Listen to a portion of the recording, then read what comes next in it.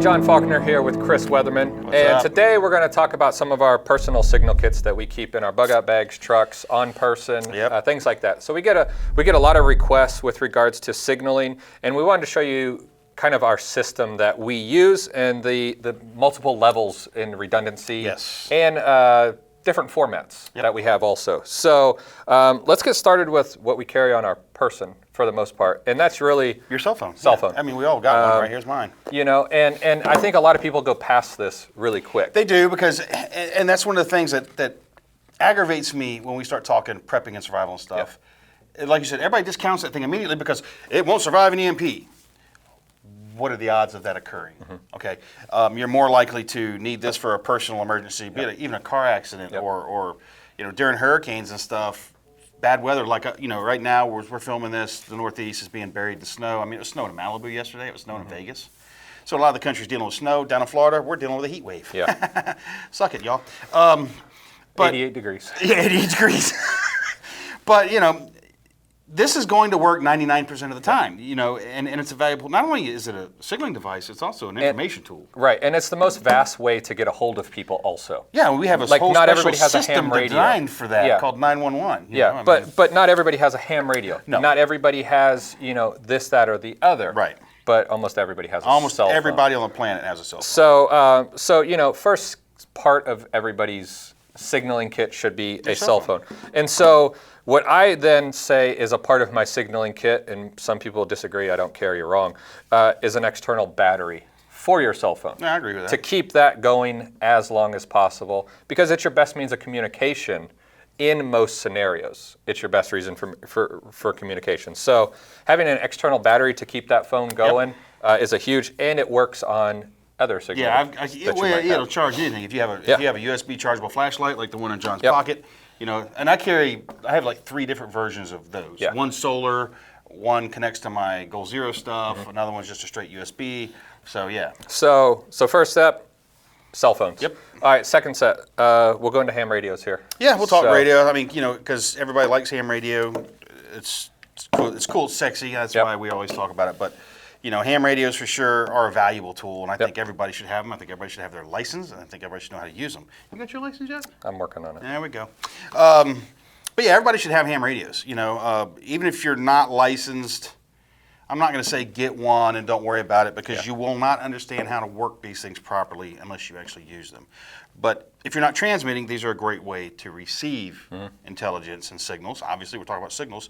So even the weather, you know, like today, when I go to the beach, I take my radio with me, this one here, or one without the mic. I've got 3 of these. So I take one with me, and I'll listen to the weather, and I'll put it on the Marine Emergency Channel, and it's on my surf cart when I'm fishing. And just something to listen to, talk boat traffic and whatever, and, you know, pick up stuff. Yeah, and I mean, this can go everything from being able to be carried in a backpack, you know, all the way to mounting in a car with a larger antenna on top of the roof. Yeah, we did the video on that. To be able to reach out further. So, you know, I think ham radios are definitely what most people put at the top of their list.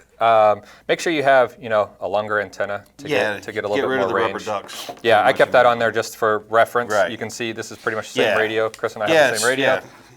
But this is the aftermarket from MFI. So and I even did the same thing on my scanner. I put the same one on here. Yeah, so make sure you have, you know, a little bit longer of a range antenna to reach out a little bit further. Moving down the list, let's talk about receiving some intel. Scanners, So scanners, like we've talked about in the past. Well, and even an AM/FM short-band radio. An AM/FM shortwave radio. Yeah.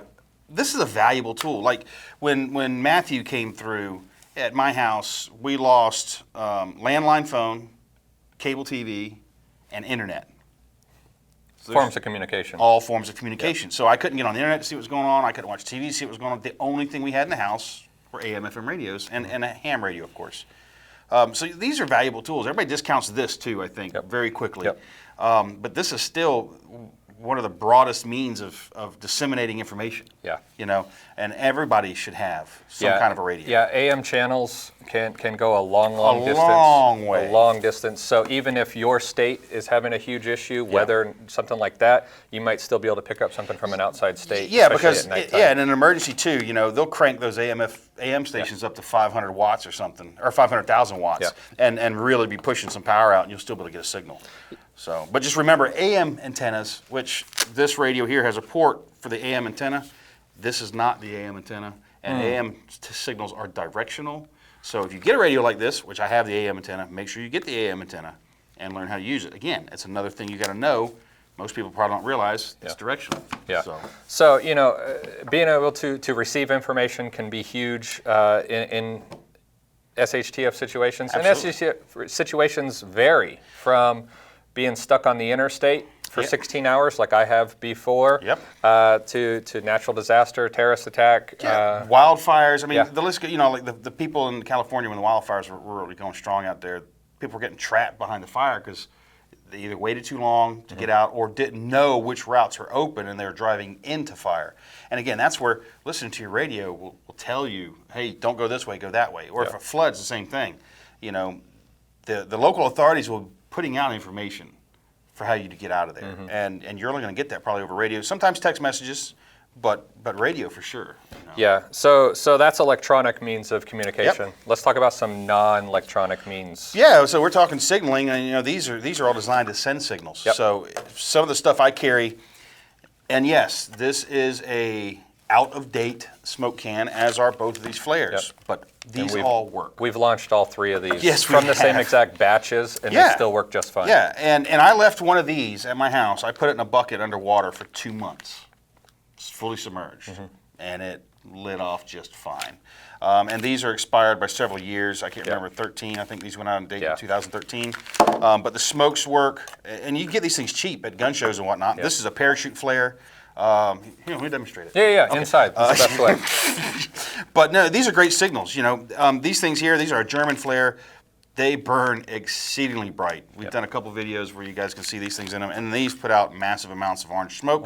Which orange is the international color for distress and emergency. You know, so being able to put up a signal, you know, I think a lot of people in preparedness get too hung up too in the I don't want to be seen category. You know, everything's tactical and covert. Multicam, FDE. Sometimes you want to be seen. You know, in emergency, you know, we just did a video on the VS-17 panels. So this is part of my kit. John's got one in his cool ass little shingle there. But it's all stuff, even Siloom sticks, which, you know, some people don't think they're good for signaling. But they have a purpose, they have a use. Now, these aren't backup lighting to me. This is a signal or a marking device. I can mark people with it. I can mark locations. I can make a buzzsaw out of it. So it is a visual signal. And you know, the visible signaling with panels, with smoke, with flares is extremely relevant in natural disaster issues. You talk about something like an extreme snowfall really quick where you get stranded on the road, something happens. You could be on the phone with, they could send air and rescue. And still not be able to see exactly where the car is, even though you're talking to them. Yeah, you might be able to see the helicopter and be like, look, I'm out their left window, but they can't see you. They can't see you. So being able to have some kind of a contrasting signal. And that's why, bright colors. Strobe lights. This is a kit that I've had for many years. Don't ask, it's no longer sold. I've put the kit together. I'm working on that. We're going to change that and we'll have those. But this has pretty much every single way of signaling something, somebody that I can think of. So it starts with, number one, a whistle, which a lot of people, PSK kit. Which a lot of people forget as far as signaling. It can be loud, super effective. And I have a panel just like Chris's panel here. Panel. It's just folded up, so it's nice and small. They're lightweight, so those are both visible. And then when you open this thing up, on the outside, this is a Phoenix Junior strobe. All you do is just turn the battery upside down and an IR strobe. That's IR, not visible light, but IR. So and then on the inside, and these are all just Velcro. They come right off. You can stick them to anything you want. I have a really heavy-duty glass signal mirror in here. A Solus panel. This is like what you see on street, like reflective cones on the roads. So when your lights hit them, highly reflective. And then this is an IR panel as well. And then in the back, I have some mini Siloom sticks in the back here as well for nighttime. So this is literally set up to be used during the day, at night, with IR, without IR, me being able to signal myself helicopters, things like that. I also put a safety pin in here. That allows me to attach this to a bag if I wanted to. It has Velcro, but attach it. I can attach my panel to a bag if I wanted to, if I'm hiking or anything like that. So I've tried to make this as as compact as possible, but can literally signal anybody in any way. So, those are pretty much the best ways to signal somebody. And it just folds up. Everything fits in here. Super easy. And like John said, this shingle isn't made anymore. Yeah. But I have a friend that makes gear for a living. We're going to reproduce this, and we'll actually have it available here. But it'll be a little while, but we'll announce it. So anyway, that's something that I always carry. I have like 3 of these in different bags, and they go with me, and it gives me that ability to have a signaling capability in a small package. And I think that's what a lot of people, I think they overlook communication gear because it can start to get bulky in a bag or something, so they just and so many people, like I said, they tend to I don't want to be seen. I'm the guerrilla fighter in the woods, and I don't want to be seen. That day may come, but you're far more likely to need this stuff in the modern current world, where something happens and you need to get somebody's attention. So don't get caught up into that mindset of everything's about a tactical situation where you're in an offensive or even a defensive posture. We live a normal life right now, and in the normal world, stuff happens. And you want the ability to get attention when you need it. So you should have that stuff. And 2, these all have other uses, even in a tactical kind of a situation. IR lights, if you have nods, which you should. Even these panels, you can work out signals based on folds, different patterns of how this thing is presented, even at a distance. If you've got binoculars, your other teams can, you can pass messages just with this. So, and of course, flare, smoke, all that stuff, same thing. They can be used for signaling for tactical considerations. But overall, this is more about the day-to-day life of emergencies that always happen. And no one plans on them. No one gets up in the morning and is like, oh, I'm going to go get lost in the woods today, or I'm going to fall through the ice, or whatever the case may be, But it happens. It happens every day. So this is what we keep in our signal kits. And what we would love to do is for you to comment below what you keep in your signal kit. And if you have any questions with regards to the gear we have, if it is an Amazon link, we'll leave it below. And if it's not, we'll do our best to leave the direct links to the companies as well, so you guys know exactly what specific models we're talking about. But make sure you hit that like button and the subscribe button. We always go over a ton of stuff, release videos every single week to inform you guys on survival and prepping stuff. And until next time, be safe.